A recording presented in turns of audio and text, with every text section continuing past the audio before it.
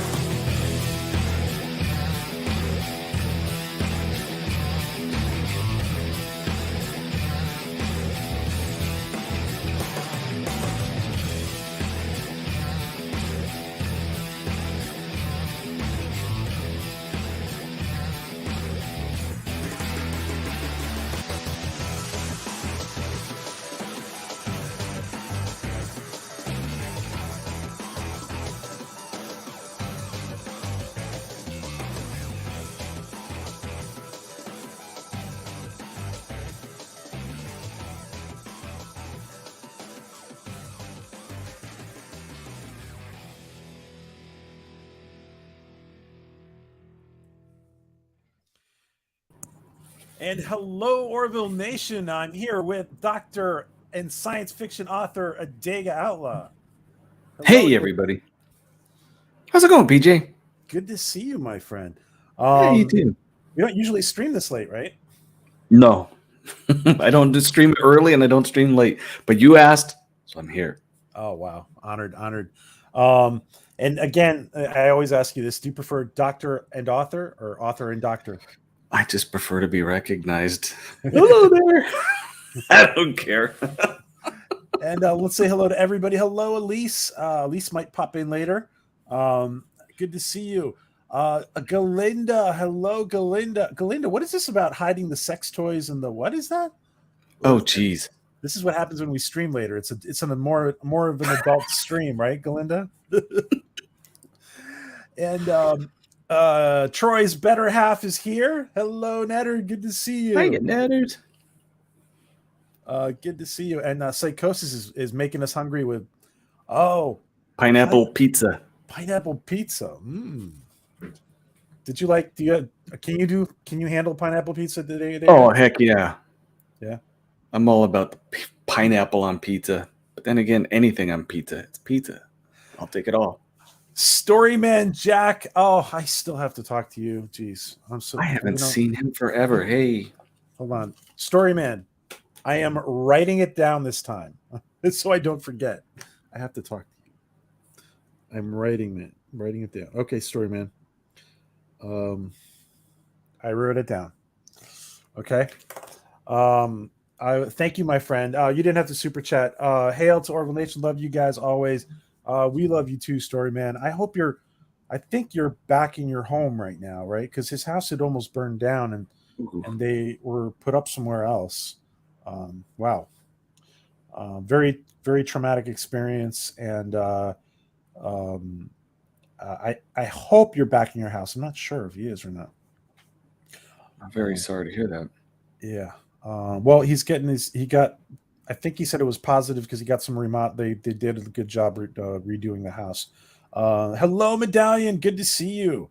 Adega, doctor and science fiction author Adega Outlaw. Do you want to tell us again about your book? Books? Your books. Plural. Yeah, books. Sorry. Yeah, they're doing well. I write in, now 3 different genres, but originally it was just 2. I have a sci-fi series that's coming out and a dark fantasy series that's coming out.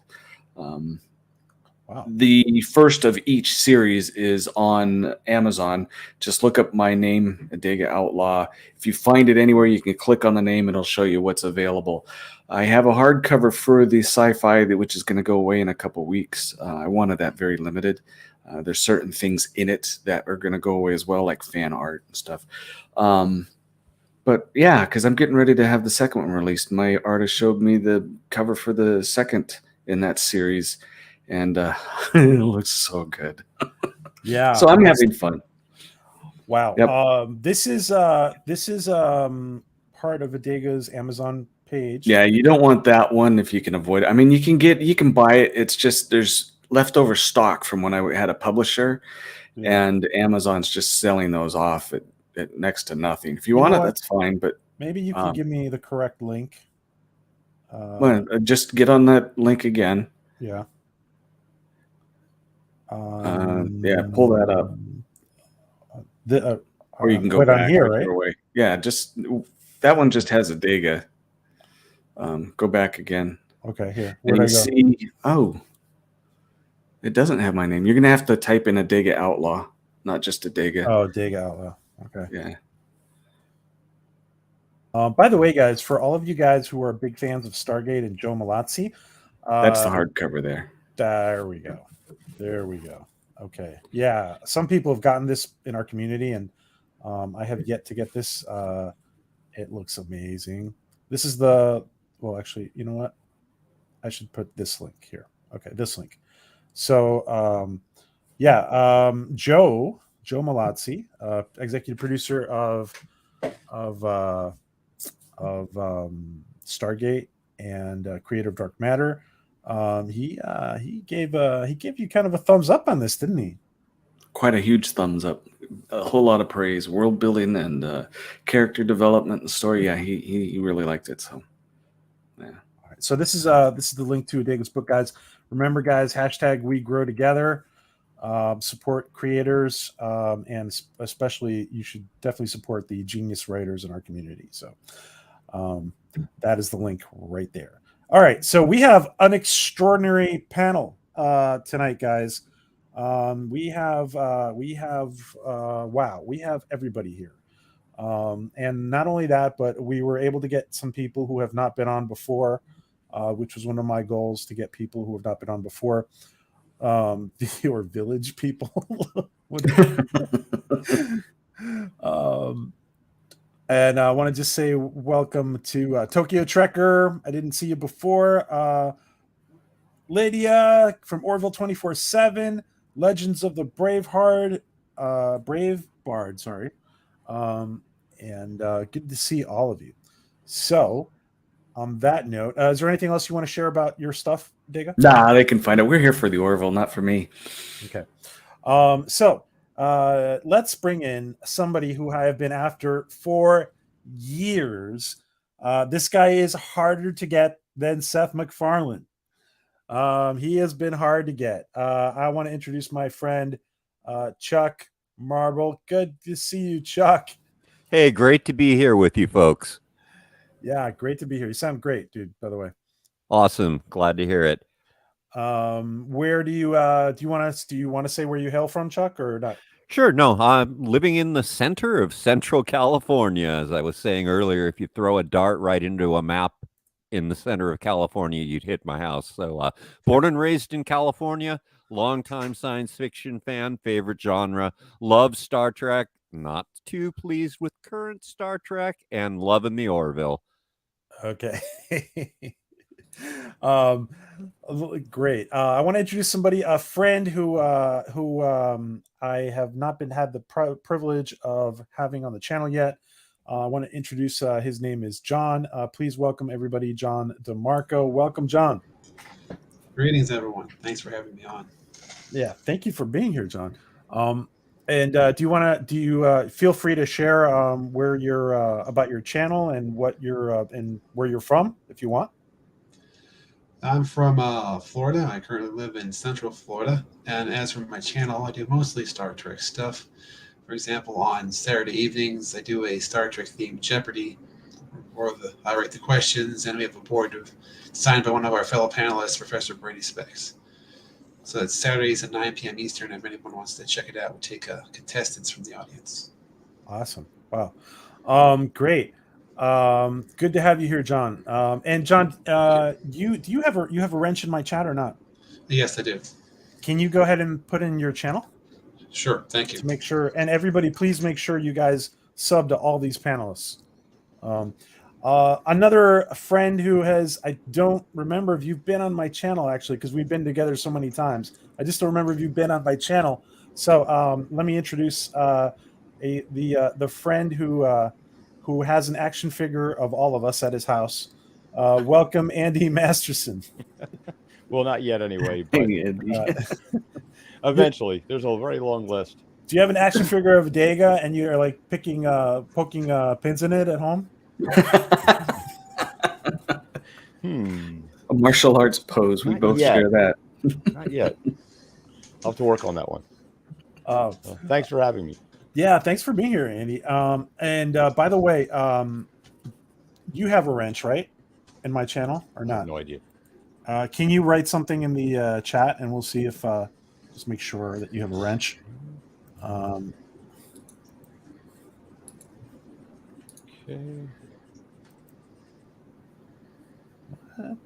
Doesn't say that I'm live.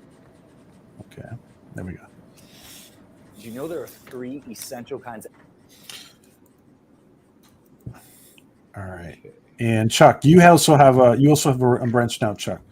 Sorry. Okay, cool. Just want to get through these.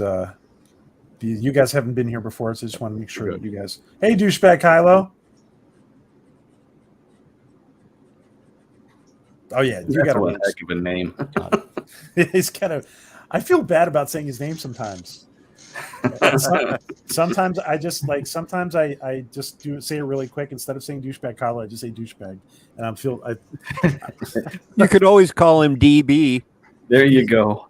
Yeah, I call him DK. I don't call him DK sometimes. Yeah. So yeah, put in your channel, Andy, please. All right. Let's bring in somebody who has not been here in a long, long time. My dear friend, the professor, the historian, Professor Brainy Specs. Welcome, Professor. Hello, PJ. It's an honor to be here. Thank you for inviting me.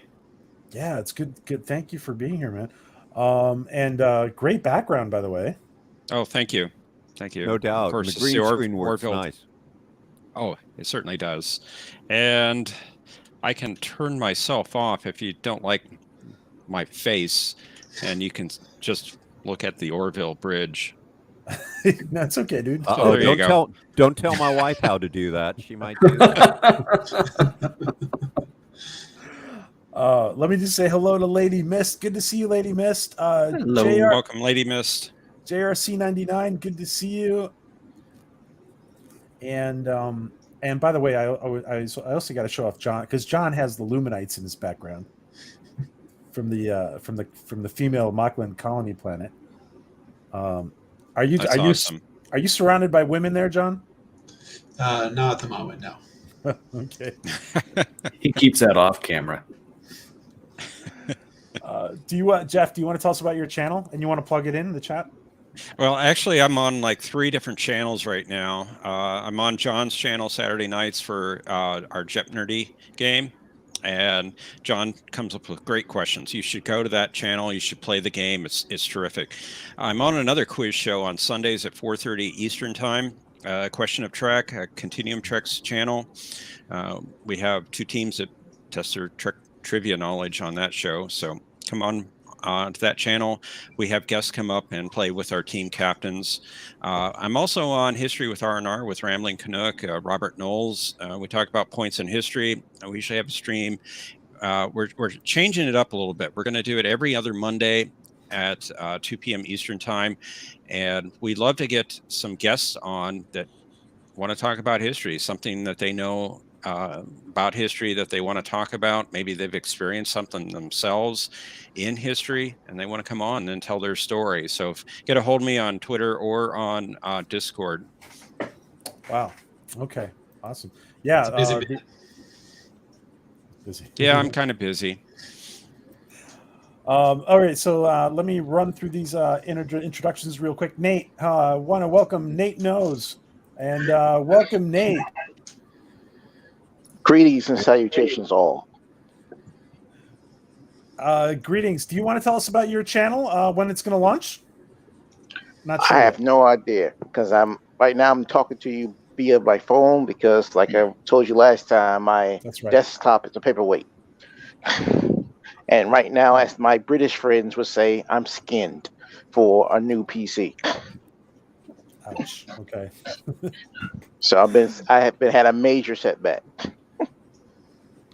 All right. But I will not give up. I will persevere. Well, I'm really looking forward to your content as soon as you're ready to go, Nate. Yeah, I'm thinking about maybe getting the laptop. There you go. Yeah. I want to introduce our friend from the Midwest, from the Windy City, Troy Pacelli. Good to see you, Troy. Hey, thanks for having me. I'm excited to be here. I'm going through and I'm I'm realizing I'm already subscribed to most of the people on the panel. I get to Laboratory of Mayhem and I'm like, oh, I follow that channel all the time. Oh, that's Andy Masterson, that guy that I follow on Twitter. I did not make the connection. Funny how that works. And you may have seen him. You may have seen Andy on most recently on Mount Rushmore on Twitter. I saw that they did a Mount Rushmore of Doomcock Andy and Michael, Mexican Iron Man, and who else? And Gary Ambrosia and Rancor Steve. That's right. I'm excited about the channel because I'm doing some of my own custom action figures. And Andy, I'm wondering if you saw my my heartache the other day when I posted a status about having painted a Christopher Reeve custom head, went to lacquer it and realized it wasn't clear coat. It was black. Oh, that hurts. Yeah. Well, I learned a valuable lesson. So time to break out the acetone. Yep. We're gonna take this question as our first question. DK, 1 sec, and I just want to finish bringing in two people. Mr. Lundell, I want to welcome Mr. Lundell from our community. Great channels he has had, and I'm not sure if he's back on YouTube or not. But welcome to Mr. Lundell, our friend Mr. Lundell. Welcome. Salud. Welcome. Hey. Hello, Mr. Lundell. What's up? Hey. Are you back on YouTube, Mr. Lundell? I have the basic beginnings of being back on YouTube. I have a set of silent movies. So, and I premiered about half of them. There's one that'll be premiering tomorrow morning. If you like silent movies, check them out. Later on, as membership bills, I'll start riffing. I'm thinking seriously of just riffing silent movies because I don't get in trouble that way.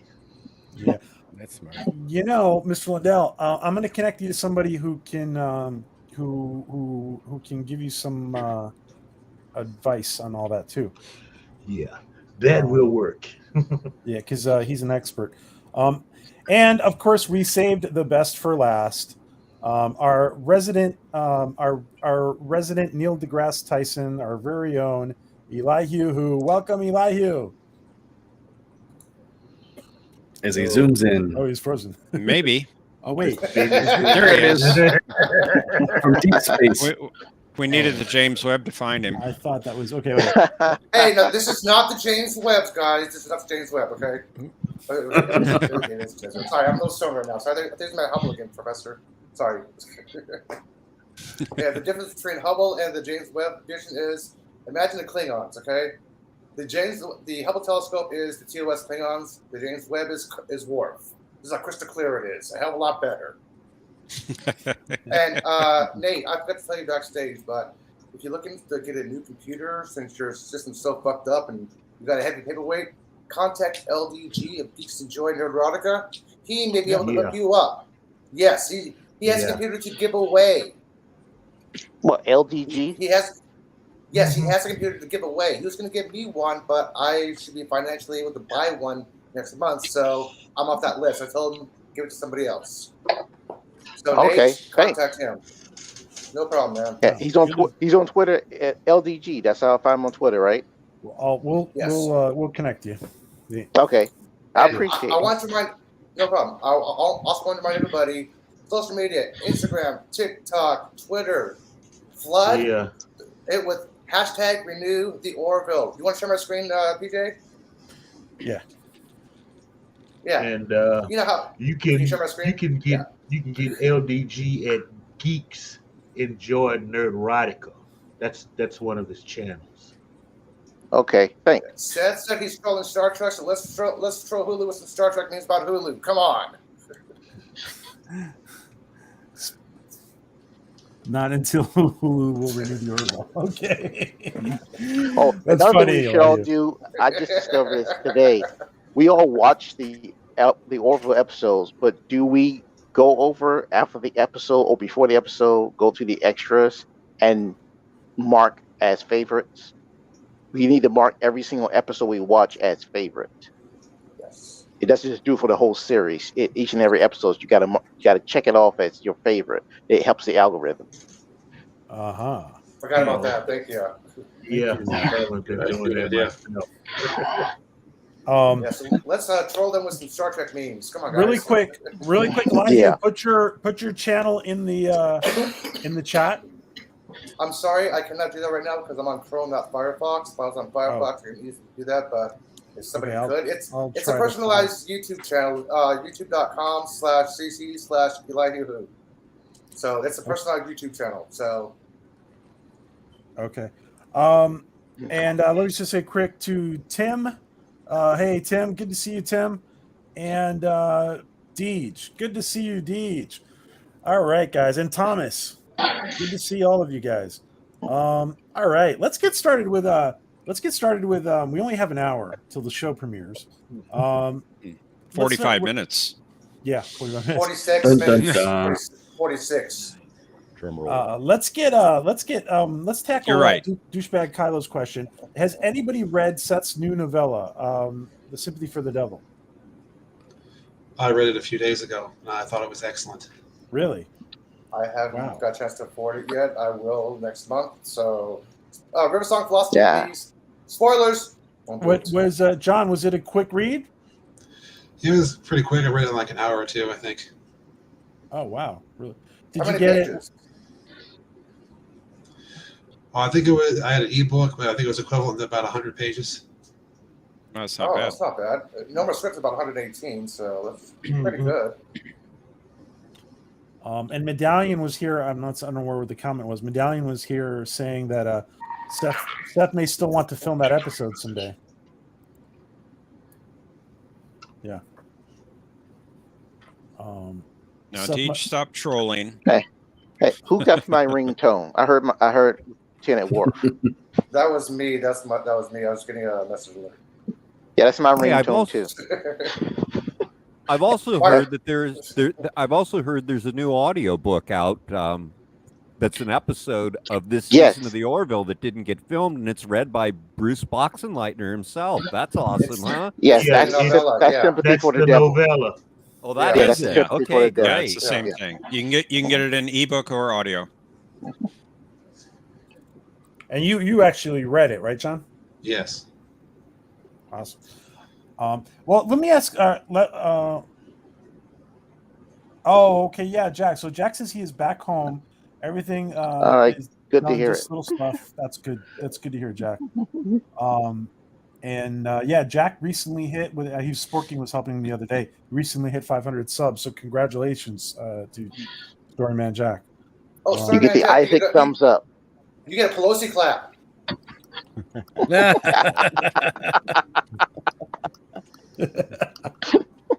I worry about you, Elihu. I got that reference. I wanted to ask you guys, starting with Adega. Let's go around real quick. And Adega, tell us, has everybody here? Just a quick question: has everybody here kept up to season 2 through episode 8? Yep.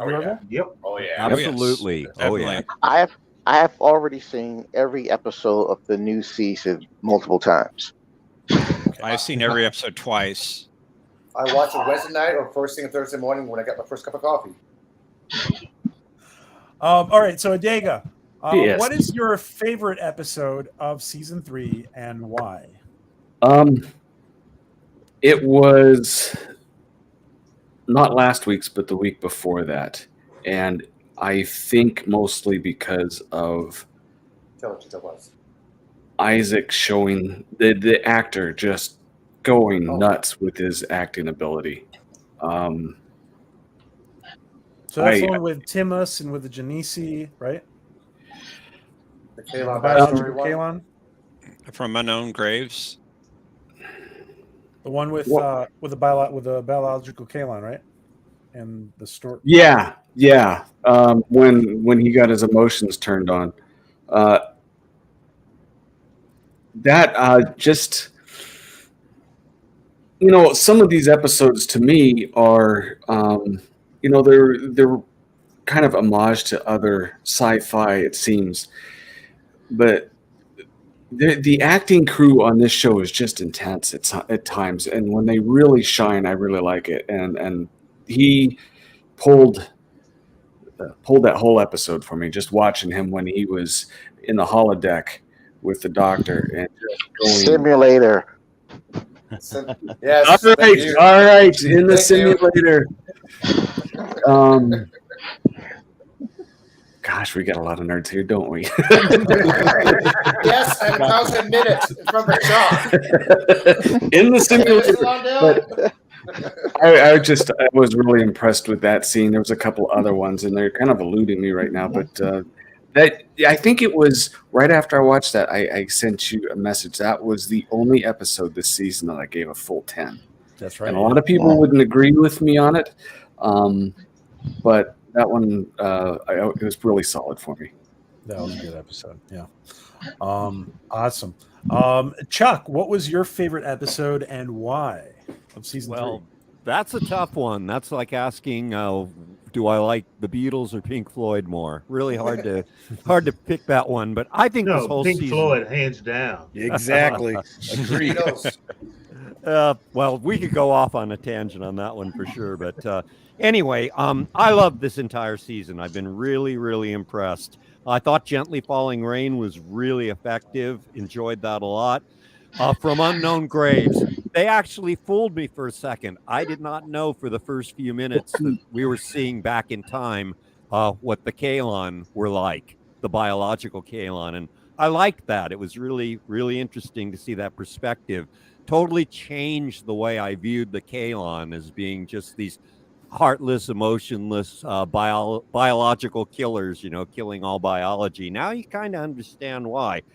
But I think Twice in a Lifetime was my favorite. My goodness, that was a deep episode. Some great acting in that. So it's just been a tremendous season all year so far. What did you most like about that episode? About that Gordon-focused episode? I like time paradox stories. I really do. And major paradox in that episode, man. Sorry, finish yeah. up. Sorry, I'll finish up. I'll tell you what I meant. Okay, sorry. Yeah, I know what you're on about. The whole idea about this alternate life for him, and that he had spent this time. He tried for a long time to not interact with anybody, and then he felt like he was abandoned and finally got into the game and had a wife, the wife he wanted, children, and then they were going to take that away from him. I mean, it was like, is Ed in the right here or is Ed in the wrong here? But I was really surprised how Gordon handled it at the end. It's like, are Ed and Kelly going to tell him what really happened and what they did to his other alternate reality life? And I was really proud of Ed for telling him, being straight up and saying, yeah, here's what happened, dude. Sorry. And I was really surprised and kind of relieved that Gordon was all right with it and told him they made the right decision. But now, does that other life still exist in another fragment of time? It blew my mind. I loved it. Okay, I was going to say this. Every time a sci-fi show or movie explains time travel, that plot point is going to be relative toward the episode. When Lamar was explaining about how I had to send it sound back in time myself, or otherwise it would happen, the paradoxes. Okay, I understand that. Great. Okay. Thank you for explaining that. Now, how's it going to play into the episode? Well, Gordon sent the message 6 months after he was there. Mercer and Orville arrived 1 month after he was there. Who sent the message for the Orville to actually return and pass through to get Gordon? Yep. Isn't that known as the bootstrap principle? Yep. Actually, there's a problem with your your interpretation of that paradox. They established within the episode, and by the way, you can skip over me because that was my favorite episode too, for mostly the same reasons. It was that he actually said we don't know how time works. See, with most other sci-fi, you get the rules outlined for you. And then if you're the Marvel universe, you completely throw that out and throw your own rules to hell, whereas here they're going, we don't know how it works, so we don't want to take a risk. So if you see there being something wrong, you just got to go, well, the way they interpreted time and how it works, but maybe that's not how it works. Great point, Troy. Well, they do explain it in a way. They got back when he was only there a month, which means they got there before he sent the message, which means when they look in the ship database, they don't have that message anymore. When they look into the history on the ship, there's no record of Gordon living. They basically erased that timeline because it never took place at all, just like his life. Or there's multiple timelines. Well, written that out. He did split the five Gordons when he exploded, okay? He did. It's a possibility, Mr. Lundell. I'm sick of multiple timelines. It's crap. Okay, look. We had a whole. Look at this way. NBC ran an entire television show about time. It was Quantum Leap. Okay, what did he do? Take your argument up with Schrodinger. Across one line. There was none of all this branching and different trees. No, there's an occasion over there. That's way. No, it was one line that Sam moved back and forward on. That's time travel. Okay. That was their interpretation of it. Right. Yeah. That was Aaron's. Yeah. All right, let me go. That's how it's going to work. If we ever travel in time, that's how it's going to work. Back and forth on one line. Okay? You're showing. I'm traveling in time right now. Yes, time keeps on slipping into the future. We haven't got time for strong time. in that There's no one. time. This is no Look at the time moon. to Now argue you're looking about back time. in time. Look at space. You're looking Don't back have in the time. We don't have the time. See what you Okay, cause let's going Oh, nuts boy. talking about time. let's put a pin in this topic. Okay, who's next? We really don't have the time. We've got less than 36 minutes. Let me continue with Yeah, John. who's next? Who's next, John? John's next. Yes. Yeah, John, what is your favorite episode and why? And try to avoid the word time. My favorite episode was also Twice in a Lifetime. I like there's a couple of reasons. I like the moral dilemma of who's doing the right thing. Like you can understand Gordon's point of view of why he wants to stay up with his family, or you can understand Mercer's point of view of not wanting to disrupt the timeline. So I thought it was great acting, and with all those scenes like that, I like the quandary of what are you going to do, what's the right thing. Another thing I liked was how they finally got back to the future at the end of the episode, but basically just used real physics to figure it out. Bingo. That was my John favorite part of did that say- episode too. John did say the other night on this channel that Seth has somebody who's a scientific advisor who wants to make sure the math and science is actually correct on the show. So John Seth already did confirm that. Seth does have a scientific advisor. I'm sure there's more than one, to be honest. I think. Thank goodness for that. I wish another franchise would use scientific advisors that know what they're talking about. But we won't go there. Sonar in space. Yeah. Yeah, exactly. But I did want to add, that's the first time I can recall in any science fiction series that involved faster than light travel that they actually explained how all the different ships that are traveling and not traveling stay in sync with each other. I was really impressed with that. Yes, I love that. Yeah. I loved it because it actually reaffirmed the theory I had about how they travel, that the quantum bubble keeps them moving in real time. And Yes. they In relationship came out to and said each it. Space is other, yeah. moving. The ship is not. It's just space that's The moving. All right, the let warp me bubble in Star Trek works about the same way, though. let me But it real, wouldn't. really quick to Troy. Troy, you said you agreed, but go ahead. No, I honestly, I was going to say most of the same things that were already said. So I'm just going to ask people to subscribe to my channel. I'm going to drop the link again. Go ahead. A little go ahead, Troy. shameless self-promotion there. Nicely done. Good. Hey Troy, are we ever gonna get Netter on a Orville Nation? You think? Absolutely possible. You send her an invite, she'll almost certainly Yeah. Awesome. I just want to say hello to Dr. Omega. People assume time is a strict progression of cause to effect, but actually, from a non-linear, non-subjective viewpoint, it's more like a big ball of wibbly wobbly, timey-wimey stuff. Good old Dr. Thank you, Dr. Omega. And Chris, welcome Chris Ricard, too, as well. What is your most shocking, surprising? All right. You know what? We're going to take that as the next question, Chris. Let's finish with this one. Nate, your favorite episode and why? Last week's episode. Last week's. Gotcha. Last week's episode. I liked it because, one, I like the canyon bat ship. That was awesome. And the ship pouring of the Orville going through the nebula. That was awesome. With Dolly Parton. Beautiful. That was beautiful. So, yeah. That was gorgeous. I want that as a screensaver.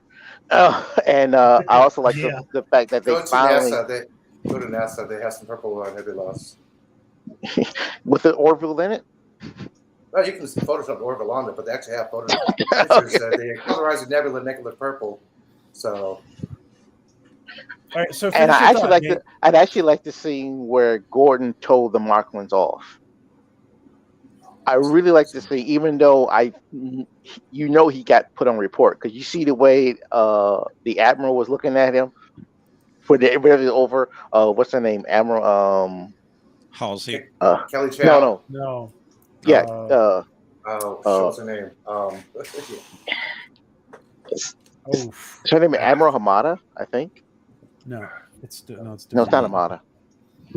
Ozawa. But anyway, Kurosawa. Yeah, Kurosawa. Did you see the way she was looking at Gordon after they kind of linger on it? Everybody else was like doing their little head thing, and she was just shooting daggers at Gordon. you know, she put him on report. There's a permanent reprimand in his record. One of many, I am assuming. Yeah. Remember, this guy got a gig for drawing dicks all over somebody. Yeah. Guys, let me just point out, and thank you, Mr. Lindell, for bringing that out. Gordon gets away with a lot of crap because he is one of the best pilots in the fleet. And they can do he can do whatever he wants. He's going to end up again flying sooner or later. So thank you, Mr. Lindell. Jeff, favorite episode and why? Twice in a lifetime for many of the reasons that have already been explained, but also because of Isaac. He got to talk to Charlie, and I think the relationship between the two of them started to change at the end of that episode. And also because of Isaac. Oh no, I'm losing. That was great. That was hysterical. That was great. Oh, and I also love the music in that scene. Oh my gosh, that's one of my favorite Rolling Stone songs. That's just perfect.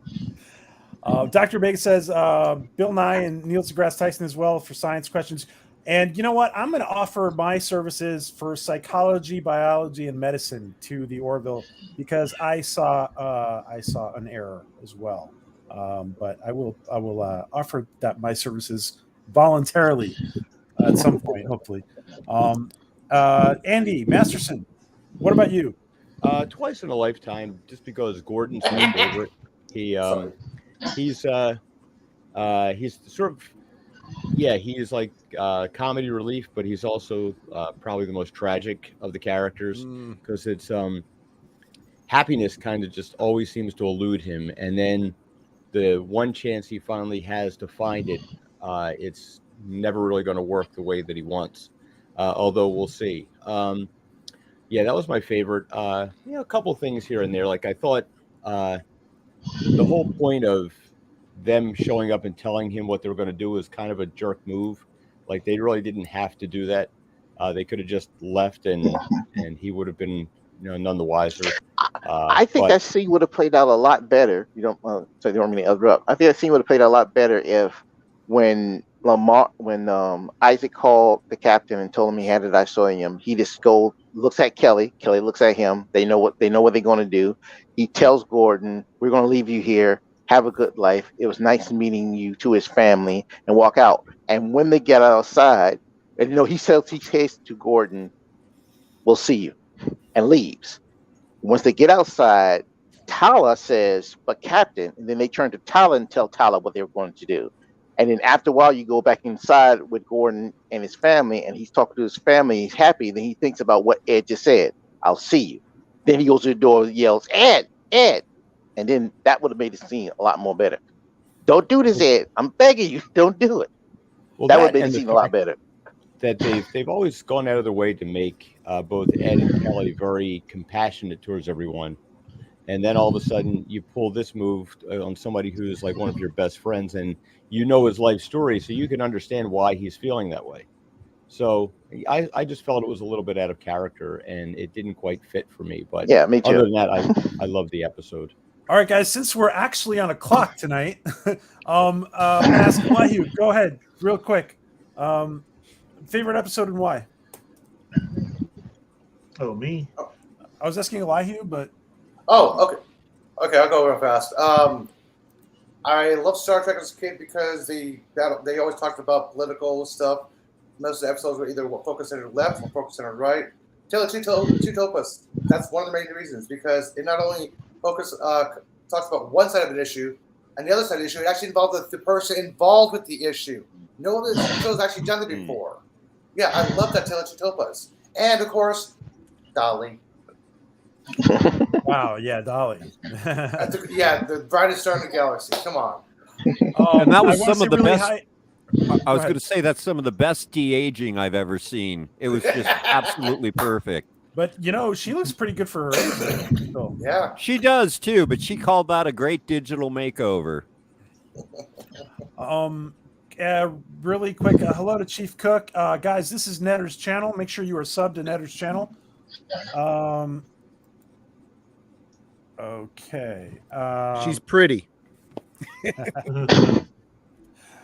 Let's see. Let me see. Guys, I've never had. I'm sorry. I've never had. The 10 people in the chat. I'm going to ask for somebody a volunteer in 10 minutes. If I volunteer in 10 minutes to step out to let somebody come back in, if you can. Okay, Mr. Lindell. No problem. I'll do it. I'll do it. You sure, Yep. Nate? Yep. All right, in 10 minutes. And problem. whoever's coming in now, come back in 10 minutes when Nate leaves. Mr. Lindell, what favorite episode and why? I would have to say this last episode. It's the only one that I've given a straight up 10 to. Okay, it kind of, sort of ended the Mocklin arc, because I still think there's a little bit more they can do there with the Mocklins.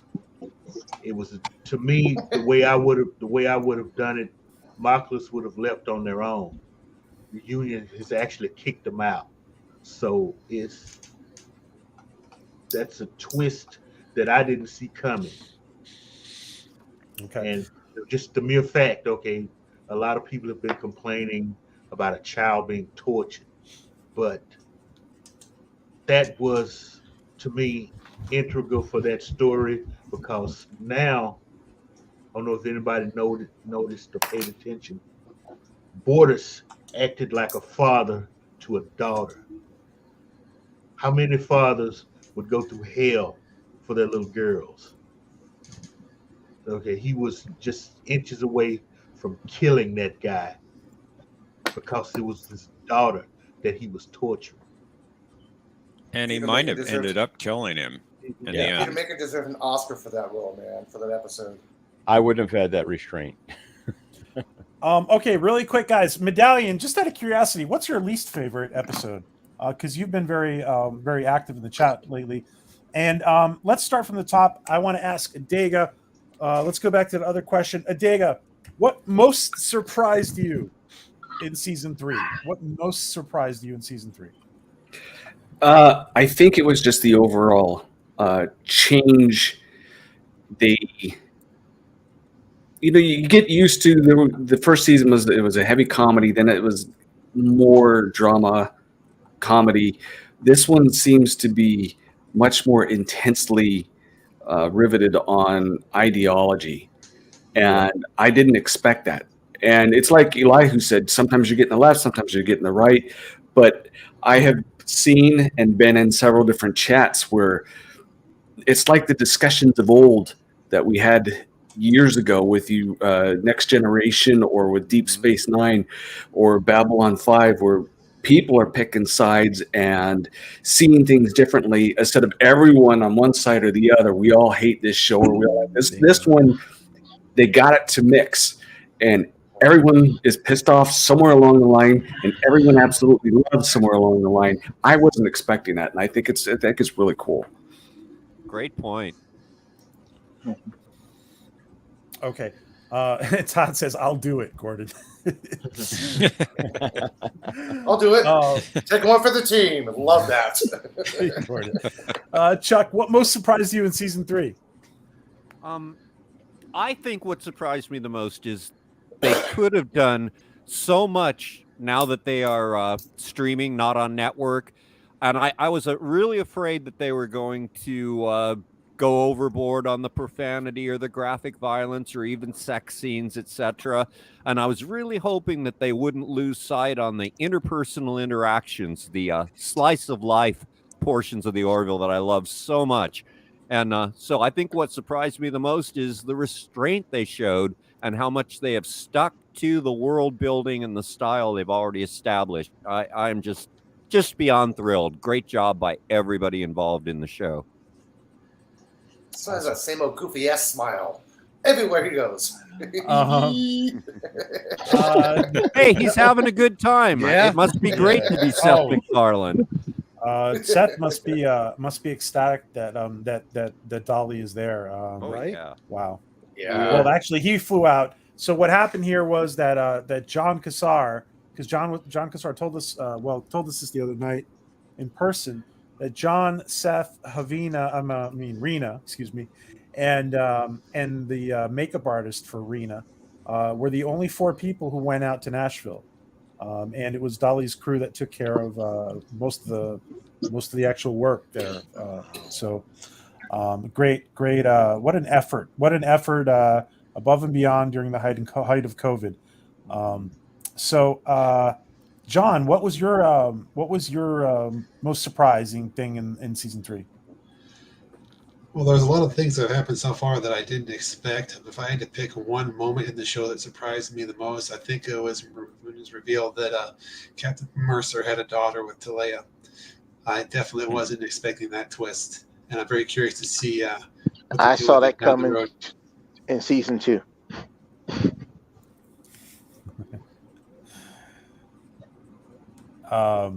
Sorry, finish, John. That was pretty much it. I wasn't expecting that. Yeah. When Nate, we've been hypothesizing for 3 years, right, Nate? Yeah. Andy, go ahead. What most surprised you in season 3? Ooh,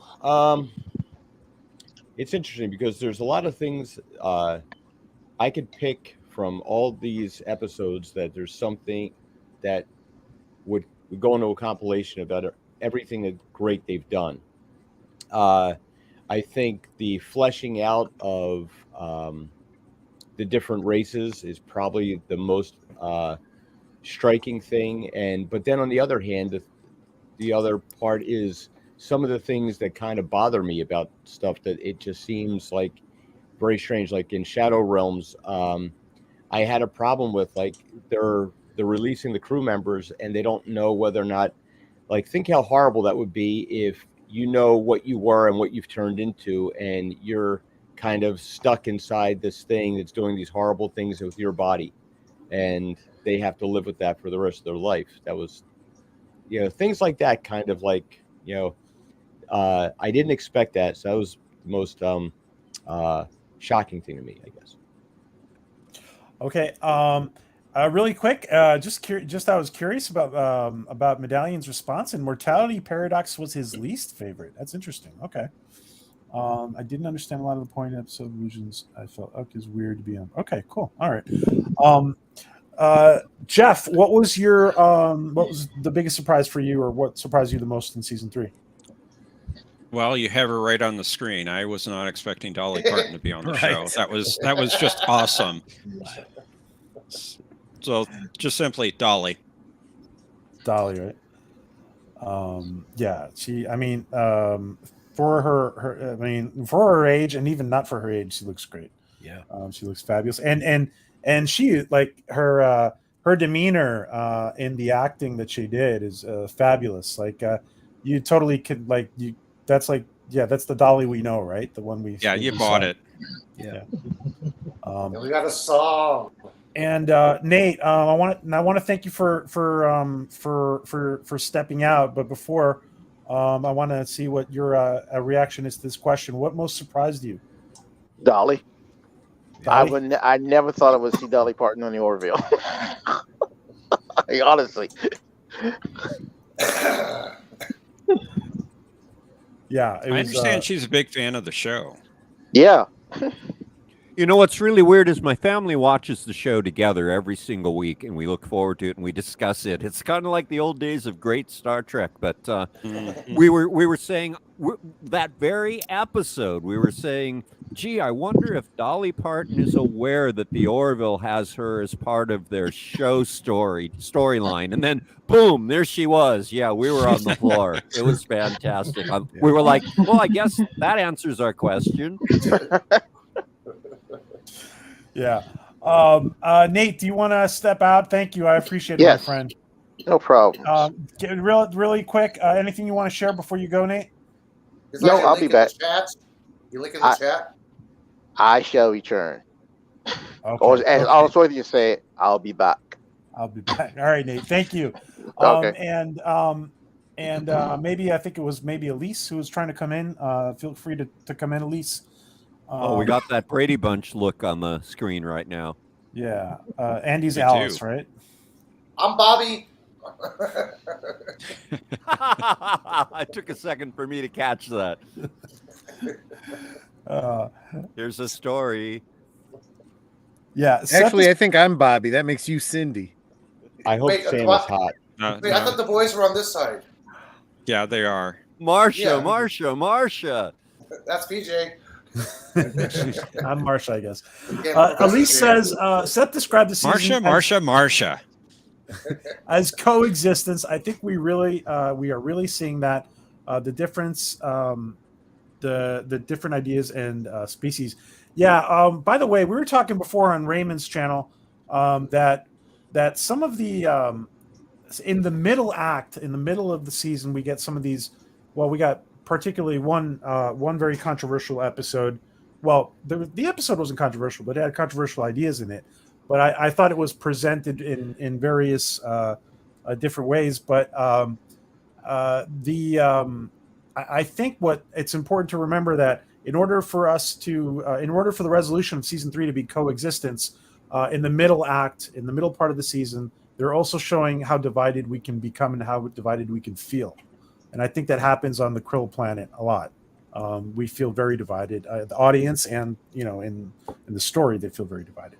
Yeah, it was very bad timing that the episode came out when the Roe vs. Wade decision came out. Very bad timing. Yeah, that's true. And by the way, I really like the fact that they included at the beginning of that episode, they included they have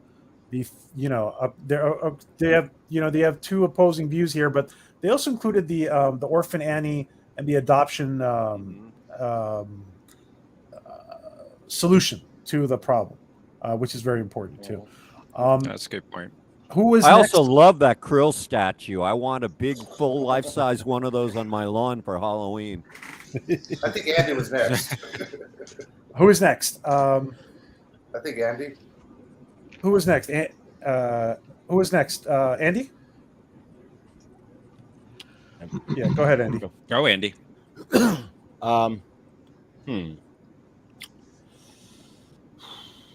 It's most surprising this season. The unexpectedness of it, like the last two seasons, I kind of saw like where things were headed. It was very not predictable, but like thematic. And this one's jumped all over the place. The thing that surprised me the most is like they're facing this incredible threat, and that's when they're all breaking apart. When you would think that like just out of fear they would be like clinging together for dear life. Okay. And I forget. Is it John that I didn't ask, or Jeff that I did that? I think you asked both of us. Oh, I'm sorry, because we got taken out of John, the order. did you go? Yeah, Mr. Lundell and me. Yeah, I John, did. you went already, right? John, okay. Yeah, so it's Mr. yes, I Lundell and did. me. Or, Sorry. yes, Mr. Lundell Go and me. ahead. Go ahead, Troy. Sorry. So, I'm going to echo a little bit of what Adega said at the beginning, but I'm going to focus in more on the fact that not only have they covered some very topical issues in very even-handed way, but they've done it in a way that resonates next gen so well, in that sometimes I think they do it without even realizing. Someone here had said something about unfortunate, how unfortunate the timing was because of Roe v. Wade. I disagree. I think that was perfect timing. Just that's serendipity to have an episode in the pipeline to address an issue that suddenly becomes topical. By the same token, you could say the same thing about the Mocklin relationship and the gotta stay friends because of the Kalons, blah blah blah blah blah blah. They had no idea that we were going to be having this Ukraine problem. It's this. I don't know if it's serendipity, if it's synchronicity, what it is, but it's like even before an issue comes up, they've already got a story in the pipeline, because these stories are almost timeless. We could go back hundreds of years and find an analog, or something's going to happen right now or 20 years from now. It's going to have that kind of resonance. That's how Next Gen was. That's how the Orville is now. Well, I've always said Measure of a Man, anyone? It's pretty science fact. So good point. In fact, I personally think that a lot of the sci-fi today is going to look really dated in 20 or 30 years. Agreed. I do not. I think the Orville is going to skip that. I think the Orville is going to be timeless in the way the original series and the Next Generation are. Yeah, it'll be dated in 9 months. Okay. Look at the space shuttle, science fiction and meets reality. They have switches and buttons. Now, what do they have? Push panel controls. Where did that come from? Star Trek. Absolutely. Go ahead, Mr. Lundell. What was what most excited? What most surprised you? Probably, I'd have to go back to the first episode. Suicide. Yeah, that's a topic. It's something that needs to be discussed heavily, especially now. But it's something nobody really wants to talk about.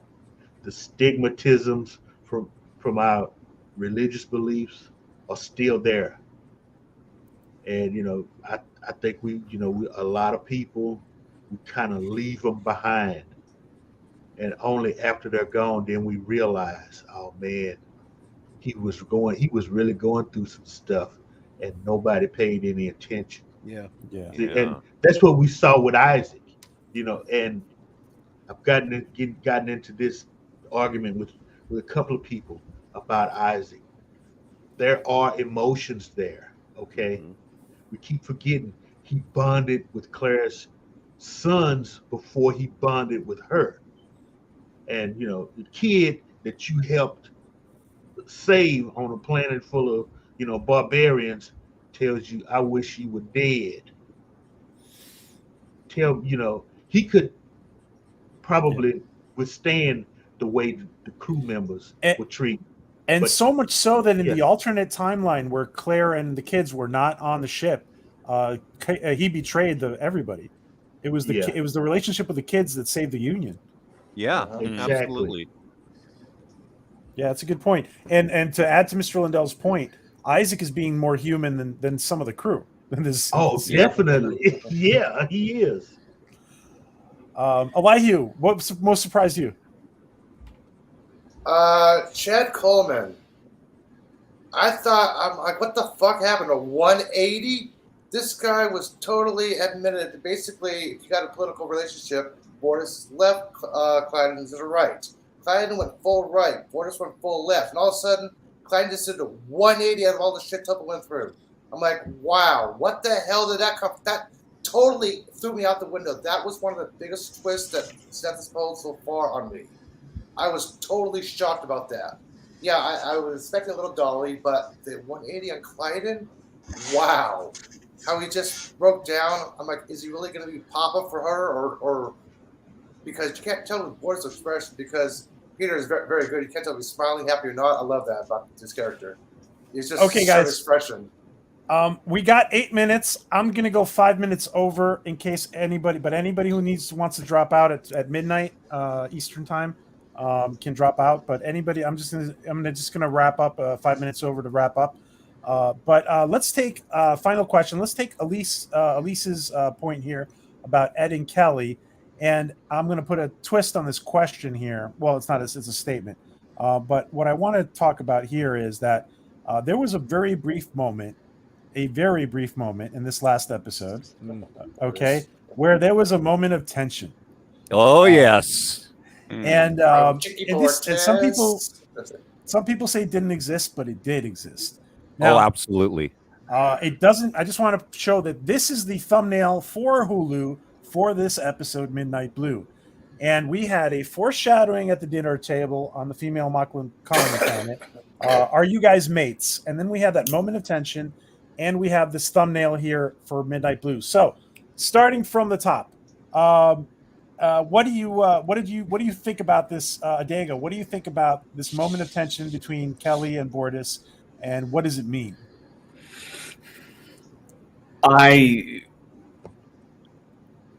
At this point, I think it's a little too early. Now, one thing I have to say about it is,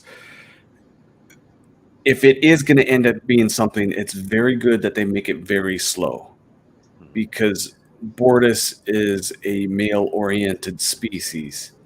And there's a lot of things for him to overcome for that to actually work out to there being an attraction there beyond being really good friends. At this point, I have to decline on.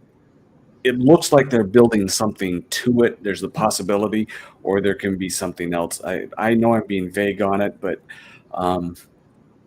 I saw the tension. It looked like there was about something to get excited, but sometimes people do things in stupid moments, doing dumb things under high stress, and it just depends on where the authors want to go with it, where Seth wants to take it. So I can't really make a call on it just yet. Okay, maybe Medallion summed it up better. Bow chicka bow bow. Right. Okay, Chuck, what do you think about this moment? Did the moment exist, and what of it? I feel it absolutely existed, so much so that at the second it was happening, my family and I were like, "Are they gonna kiss?" So it was really clear to us that there was definitely a moment going on there. Now the question of what might become of that, in my opinion, I think Bordas and Kelly are pretty honorable people, so that really depends on whether Clyden and Bordas stay together. I think that Clyden coming back into the picture changed the entire dynamic, and if Clyden and Bordas stay together, I think Kelly will honor that. But boy, was that scene a little awkward at the end where Clyden invited her to dinner? I mean, if he only knew that Bordas had possibly feelings romantically towards Kelly, I wonder if he would have invited her to sit down at the table. Interesting. Okay, and Phantom Outsider remind us that Kelly and Bordas were in prison together, but he says nothing happened there. But yeah, but they were. That's more foreshadowing. And that was then, and this is now. Yeah, John, what do you think about this moment? Well, I've gone back and rewatched that scene a few times. Well, I do think that there was some tension there. I don't think there's going to be anything really to develop from it. Like some others have said, I think it was probably more of the emotion of the moment. And especially now that Clyde's back, I have a hard time seeing anything developing from there. Okay. Hello to Jill and hello to Bosco. All right, guys. I'm going to ask 3 minutes. Andy. I'm going to ask Andy the same question, and Andy is going to show us something all special too after his answer. Okay, like Medallion, I wasn't surprised because, as he pointed out, that Clyden is actually female and is still female underneath and then his relationship with the other character that was attracted to females. I think they've been kind of alluding to that. However, I think ultimately this whole show is a love story about Kelly and Ed. And you're going to hit a moment there like moonlighting way back in the day if you don't mess with that, like, and just kind of like leave it there, as that's just a constant that will always they're destined for each other, whether they ever do anything about it or not, but they're never going to find anybody that fits better. By the way, moonlighting was a good example. Yeah. Okay, here we go. Wow. Nice. Awesome. And they breathe like tribbles. That is a nice. Hey, they split and they made the outfit, okay? Show us closer, Andy. Okay. I said, wait, turn it. Where's his mouth? Perfect. Angle it down. Yeah, you can see his mouth. Yeah, you can Yeah, I see There it. it is. There it is. Yeah. All right, Yeah. here's the original sculpture. Yeah. So you can kind of see. It's a little bit easier to see on this than it is on the translucent. Nice. Now paint that green. Wow. But then you can't see through them. But stay tuned and keep watching for PJ for details.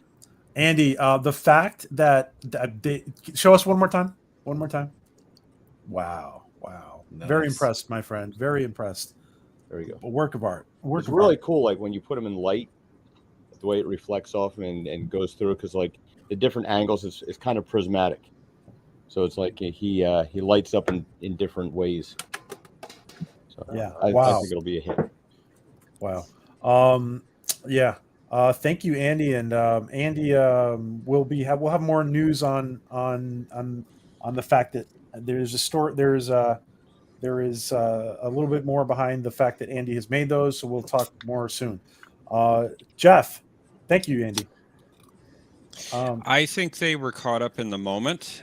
I don't think anything is really going to come of it. We've seen various scenes throughout this season where Ed and Kelly have looked at each other. They've gone to breakfast together. Kelly was really helpful for Ed at the end of Gently Fallen Rain. I just think that those two are destined to be together. I don't think much is going to come of Bortus and Kelly. Okay.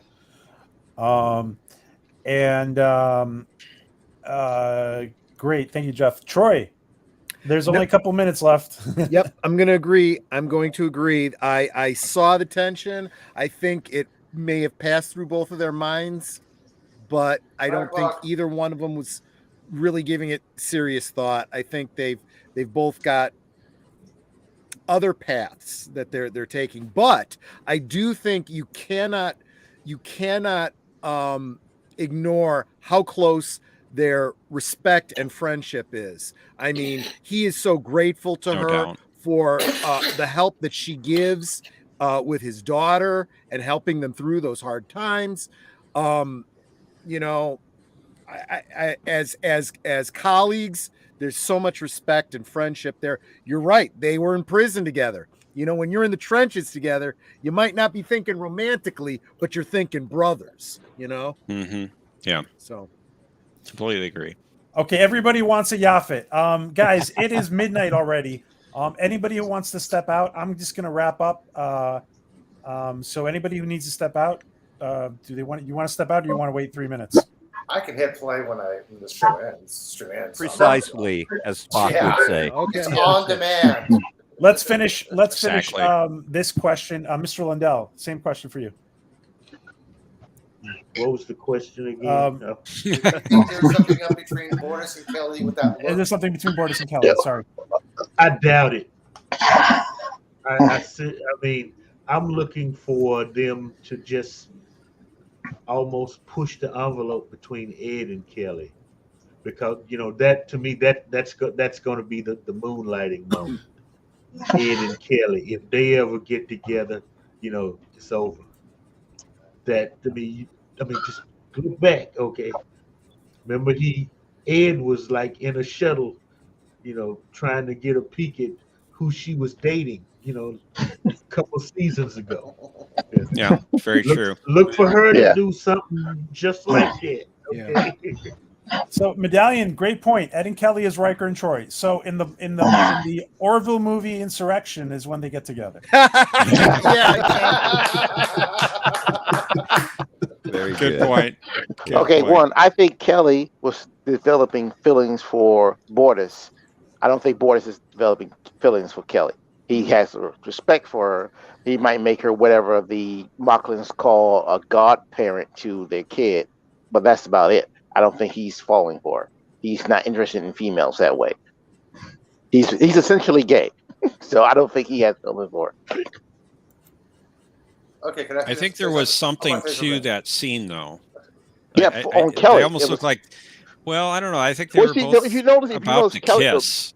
No, but Borders looks at everybody that way. When he finishes a sentence, he just stares at you. You ever notice that? He just did it. She, looking at his mouth, she even kind of leaned over a little bit, and then Yes, she did. It beat. Yeah, then it beat, and he said, "You're well." She may be having feelings for him. I don't think it's the other way around. All right, guys. And before we turn, I just want to make one prediction before we turn on tonight's episode. And it crossed my mind earlier, but it just really popped in my mind again. I bet you those goddamn Mocklins side with the Krill. Well, I think they're going to find that they need each other. I truly believe they're going to find out that none of them are a match for the Kalon alone, and that they all do need to work together. And I think Seth is leading up to that, but we'll find out. Yeah, I mean, I agree, but I'm telling you, I'm those looking Mocklins. I'm looking for the Mocklin males to be almost wiped out. Agreed. They're going to have the male and female component of Mocklins is going to have to come together. Agreed. I said the same thing, Mr. Lindell. But there's not that many females that will make up that much of a difference on the battlefield. There's we like what we don't know that though. So many. There's like a few thousand on that colony. No, but colony, but we don't know that. There are probably millions out there. There's clearly a lot more of them. I mean, under Union protection, not under Mockless protection anymore. They're out of Mockless. They're basically Union now. They have nothing to do with Mockless. Yeah. Yeah. But if Mockless is destroyed and the females are the only ones left, that could very well be. Well, that's because, like Ed Mercer says, there'll still be a single gender species. All right, guys. So we're gonna sign off at the end of this last question. One quick comment about this trailer. Comment about the trailer, Adega. Looking forward to seeing the rest. Okay, I don't want to hold you guys up. Chuck, any comments about this trailer? Seth is really good about not revealing the plot points, even when you think he does. So I think anything is possible, and I'm really looking forward to it. It looks freaking amazing. It does. John, what about you? Any comments? Just basically, the effects look amazing. Looks like it's going to be a really exciting episode. I'm looking forward to it. Yeah. This is going to be crazy. Andy. By the way, I am blown away by the Yaffets. Really, we need to talk more. We need to do a stream just on your making those and find out how you made them. So thank you again for sharing those, Andy. And go ahead. Sorry, your thoughts on this trailer? I'm just anticipating like what's going to surprise me because it's nothing goes as planned, as predictable. So I'm looking to be surprised. And by the way, we will have Elise to talk about the Orville video game that she's working on. We'll have her on shortly. We'll Very cool. I have to schedule that with you, Elise. Sorry for the impromptu invite. This was kind of put together last minute. Jeff, go ahead. Sorry. We finally get to see the fighter in action again. Yes, indeed. The Pterodon, or what's it called? Pterodon. Pterodon. Yes, Pterodon. Named after prehistoric pterodactyl. It's only been 8 episodes. It's been in the hangar. Yeah, and what a tragedy about Eagle Moss. They were just about to release it too. I was ready to buy it. At least the game is coming out on Game Boy. Okay, wow. Ooh. How cool. Congrats. Nice. Oh, We gotta talk. We gotta talk, young lady. Yeah. All right. Sorry, Troy, go ahead. The fighter crafts, the cockpits and the helmets, I'm getting a great, wonderful BSG vibe there. Mm-hmm. The Kalons coming up to the planet, I get creepy Zindi vibes. So don't know about that. We'll see. Mm-hmm. Wow. And Mr. Lindell. Right now, watching this, my vibe is Star Wars when it was good. Me too. Yes, when it was So- good. Those of us that remember, yeah. Yeah. Doesn't this look, Mr. Lindell, like something George Lucas would put out in 2022? Yes, big space battle. I'm wondering about the music now, okay? Because I all know the the music's gonna be good. explosions are there. Oh, you know, That's what I thought about the battle in Gently Fallen Rain. Very Star Wars like. Oh yeah. Seth understands science fiction and he appreciates the classics, and I love that. Yeah, absolutely. And the music so far this whole season been on point. I think the best music has been in Mortality Paradox. The music was almost part of another character in the entire episode.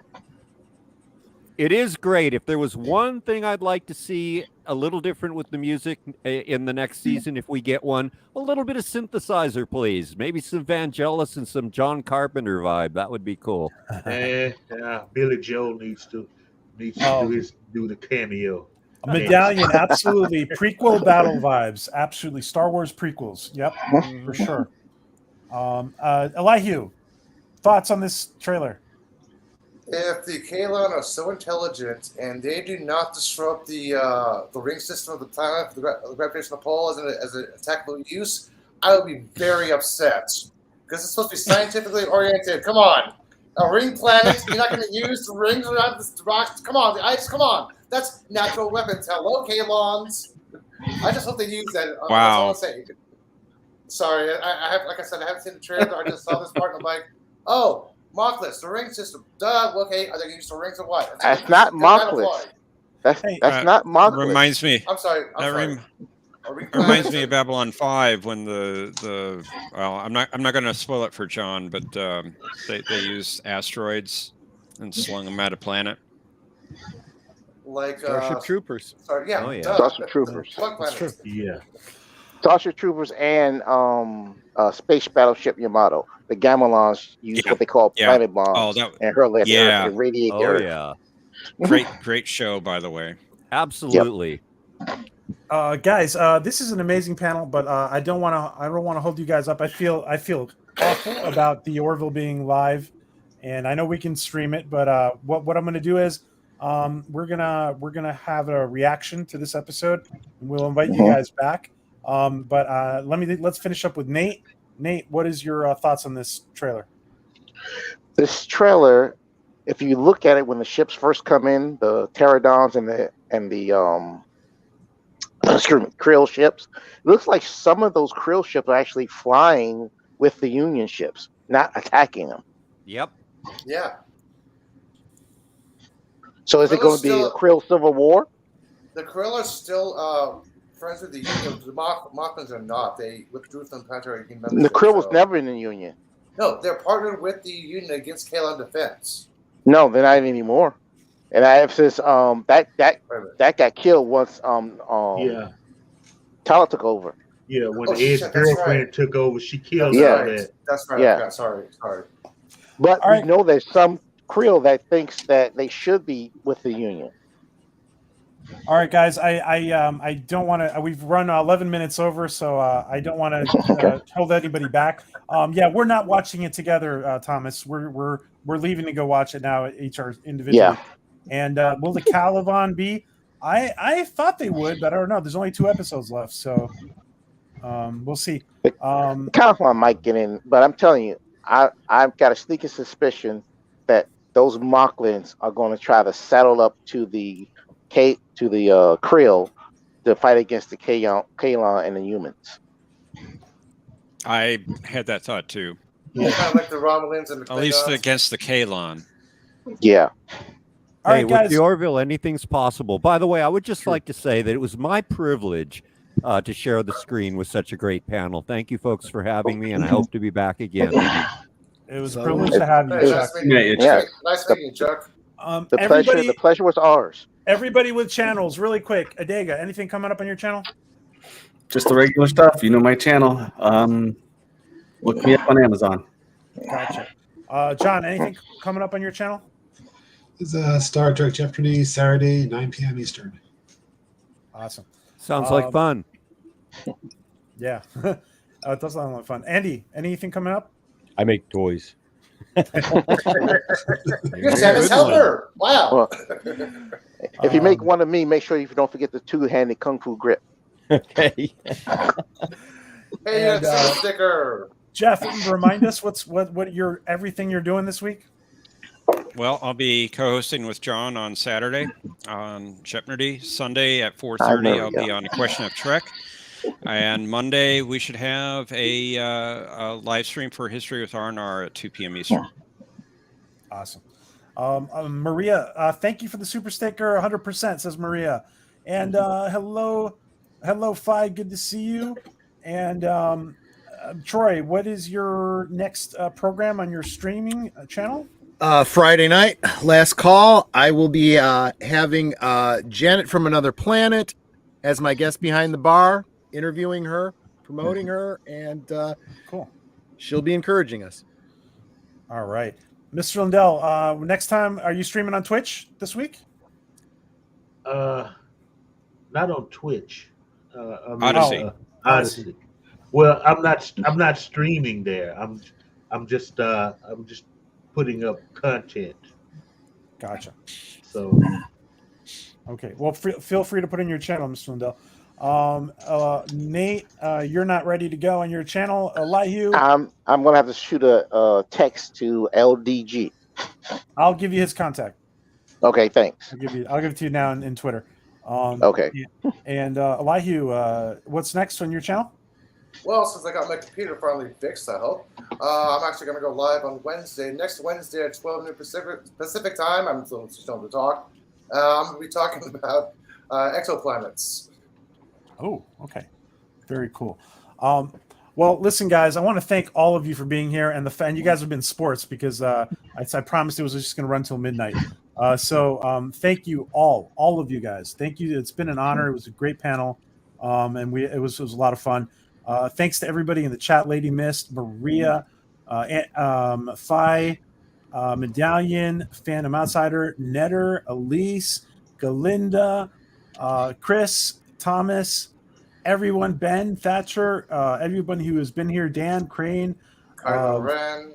Thank you guys, Andy Derivative, Jill, everyone who's been in here, Galinda, Thomas, everybody, guys. Thank you, and go watch the Orville. Yeah, the douchebag. And douchebag Kylo. Douchebag Kylo's already watching. And Galinda and Chef Cook stopped in. A lot of weirdos. I mean, Orvillians stopped in. And Jack. I represent that remark. Thank you, guys. Thank you, PJ. Thank you, PJ. Thanks, PJ.